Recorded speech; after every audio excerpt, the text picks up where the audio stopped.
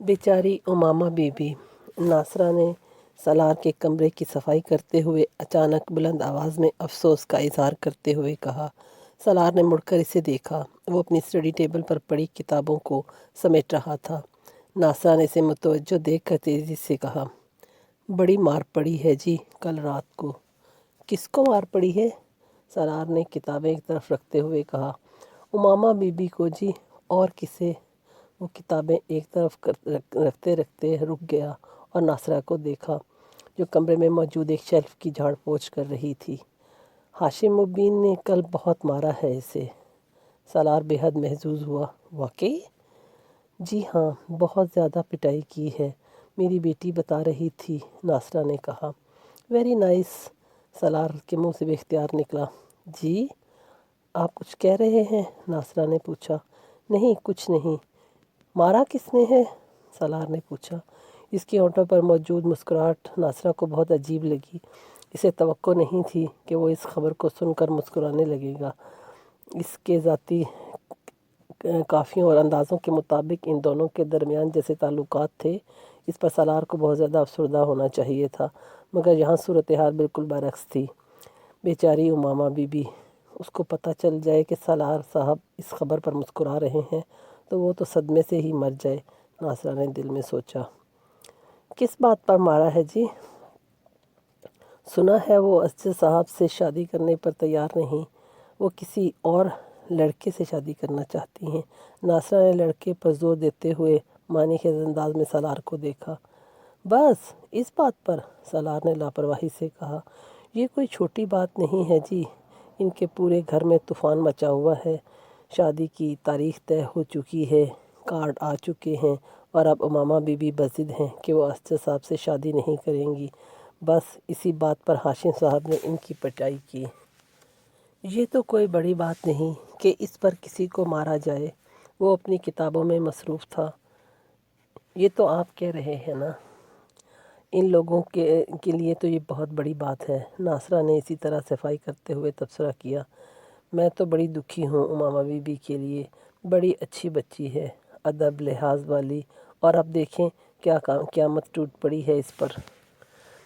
हाशिम साहब ने घर से निकलने पर पाबंदी लगा दी है। मेरी बेटी रोज़ इसका कमरा साफ़ करती है और वो बताती है कि इनका तो चेहरा ही उतर गया है। नासरा इसी तरह बोल रही थी। शायद वो शौरी तौर पर कोशिश कर रही थी कि सलार से अपना और अपने मामा का हिमायती और तरफदार समझते हुए कोई राज कह देगा, मगर सलार अहमक नहीं था और इसे नासरा की इस नाम नेहाद हमदर्दी से कोई दिलचस्पी नहीं थी। अगर उमामा की पिटाई हो रही थी और इसे कुछ तकलीफ़ों का सामना करना पड़ रहा था तो इससे इसका क्या ताल्लुक़? मगर ऐसे इसे सूरत हाल पर हंसी आ रही थी। क्या इस दौर में भी कोई इस उम्र की औलाद पर हाथ उठाता है, और वो भी हाशिम मुबीन जैसा अमीर तबके का आदमी? हैरानी की बात थी। सोच की एक ही रो में बहुत से मुतज़ाद ख़यालात बह रहे थे। नासिरा कुछ देर इसी तरह बोलती अपना काम करती रही, मगर फिर जब इसने देखा कि सलार इसकी गुफ्तगू में कोई दिलचस्पी नहीं ले रहा, वो अपने काम में मसरूफ़ हो चुका है, तो वो कदरे मायूस होकर खामोश हो गई। ये पहले मोहब्बत करने वाले थे जिनका रवैया बेहद अजीब था। कोई इज़्तिराब, बेचैनी और परेशानी इन दोनों के दरमियान नज़र नहीं आ रही थी। एक दूसरे की तकलीफ़ का सुनकर भी शायद उमामा बीवी भी इनके बारे में इस तरह की कोई बात सुने तो वो भी मुस्कुराने लगे, कौन जानता है। नासरा ने शेल्फ पर पड़ी एक तस्वीर उठाकर साफ़ की। घर छोड़ देने का फ़ैसला इसकी ज़िंदगी के सबसे मुश्किल और तकलीफ़ दे फ़ैसलों में से एक था, मगर इसके अलावा इसके पास अब और कोई दूसरा रास्ता नहीं था। हाशिम मुबीन इसे कहाँ ले जाते और फिर किस तरह इसे तलाक दिलवा कर इसकी शादी असद से कर देते, वो नहीं जानती थी। वाहिद चीज़ जो वो जानती थी वो ये हकीकत थी कि एक बार वो इसे कहीं और ले गए तो फिर इसके पास रिहाई और फ़रार का कोई रास्ता नहीं बचेगा। वो इस बात को अच्छी तरह जानती थी कि वो इसे जान से कभी नहीं मारेंगे, मगर ज़िंदा रहकर इस तरह की ज़िंदगी गुजारना ज़्यादा मुश्किल हो जाता है जैसी ज़िंदगी वो इस वक्त तवक्को और तसव्वुर कर रही थी। हाशिम मुबीन के चले जाने के बाद وہ بہت دیر تک بیٹھی روتی رہی اور پھر اس نے پہلی بار اپنے حالات پر غور کرنا شروع کیا۔ اسے گھر سے صبح سے پہلے نکلنا تھا اور نکل کر کسی محفوظ جگہ پر پہنچنا تھا۔ محفوظ جگہ، اس کے ذہن میں ایک بار پھر جلال انصر کا خیال آیا۔ اس وقت صرف وہی ایک شخص تھا جو اسے صحیح معنوں میں تحفظ دے سکتا تھا۔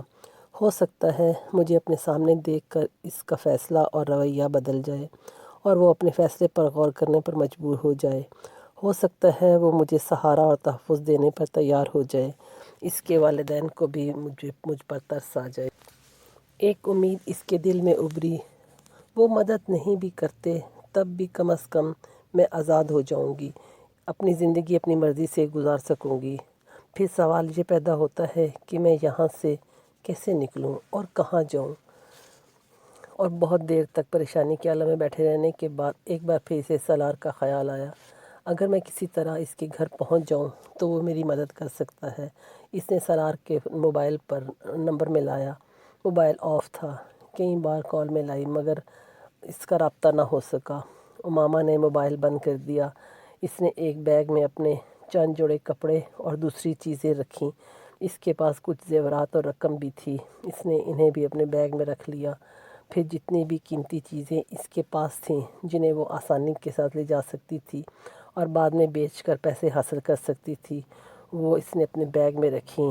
بیگ بند کرنے کے بعد اس نے اپنے کپڑے تبدیل کیے اور 2 رکعت نماز نفل ادا کیے۔ اس کا دل بے حد بوجھل تھا۔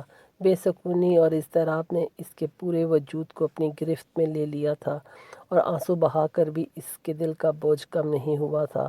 نوافل ادا کرنے کے بعد جتنی آیتیں اور صورتیں اسے زبانی یاد تھیں اس نے وہ ساری پڑھ لیں۔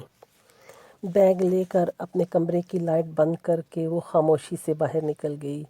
لانچ کی ایک لائٹ کے علاوہ ساری لائٹیں آف تھیں۔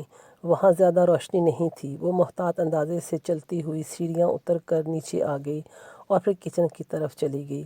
کچن تاریکی میں ڈوبا ہوا تھا۔ وہ محتاط انداز سے چیزوں کو ٹٹولتے ہوئے کچن کے دروازے کی طرف گئی جو باہر لان میں کھلتا تھا۔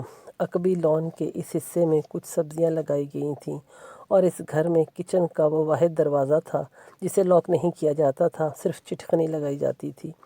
دروازہ اس رات بھی لاک نہیں کیا گیا تھا۔ وہ آہستگی سے دروازہ کھول کر باہر نکل گئی۔ کچھ فاصلے پر سرونٹ کوارٹرز تھے۔ وہ بے حد محتاط انداز میں چلتے ہوئے لان عبور کر کے اپنے اور سالار کے گھر کے درمیانی دیوار تک پہنچ گئی۔ دیوار زیادہ بلند نہیں تھی۔ اس نے آہستگی سے بیگ دوسری طرف پھینک دیا اور پھر کچھ جدوجہد کے